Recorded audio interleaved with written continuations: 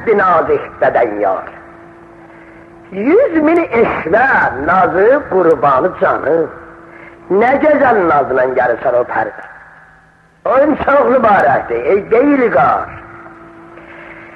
Bir endam yerikli, abi pireyhan. Oğrum bahay, gözün kurbanı canım. O oğrun gözüne mənə niyə baxırsan? Məni aşık eləyib, sərgəndən eləyib çöllərə salmağa. Çox mübarək, çox təşəkkür edirəm. Ta ağayan bu sözü cihanı eşidən Allah heç yar yok.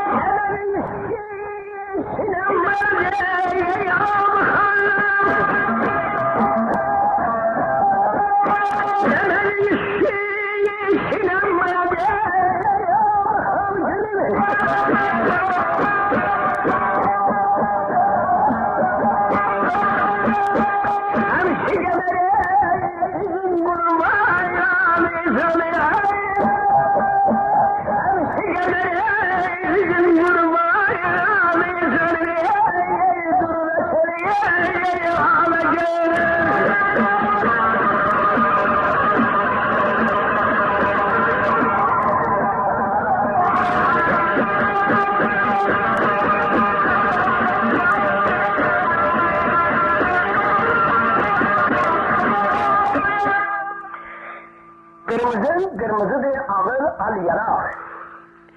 Emmek üstü lezzet verir bal dudak. Memel üstü sinem beyaz ağ. Şems-i kemer izi kurban canım. Niye de dolu gözüne mene bağırsan? O tamamı cemalın derde yani mene şemmeysen, mene deme tohum elettirirsen. Bu kelmede Lale'nin gözü Abdullah'ındaydı. Üzün tuttu oğul. İnsan bir hidayet eder özünü, deyanet eder, kontrol eder, görürsen burada ahır oturup, ne gayırsan, getirip Lale'ce, daha su ışıp boğazıma ta, sözün hatimesini Abdullah'ın, necir değil ben öyle.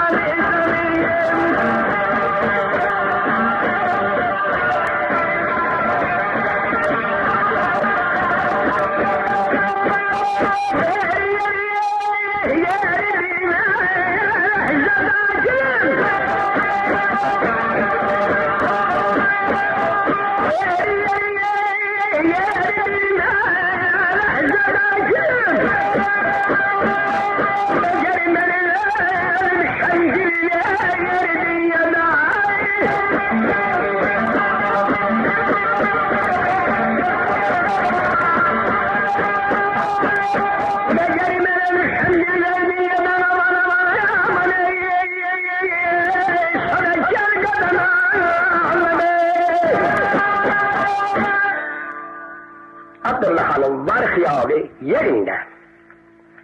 Edl huşi lededen var kemali yerinde. Bir kız sevmişem Cemal Bey'in elinde. Cahan adda kızın kurbanı canım. Özü beni sevip, özü beni seçip, özü beni beğenip, özü bana kol verip, özü bana kağıt verip, burada da gelip toy eləyir. Ta bu sözleri filayını yetirdi, gene Abdullah Han ad çəkildi tacına.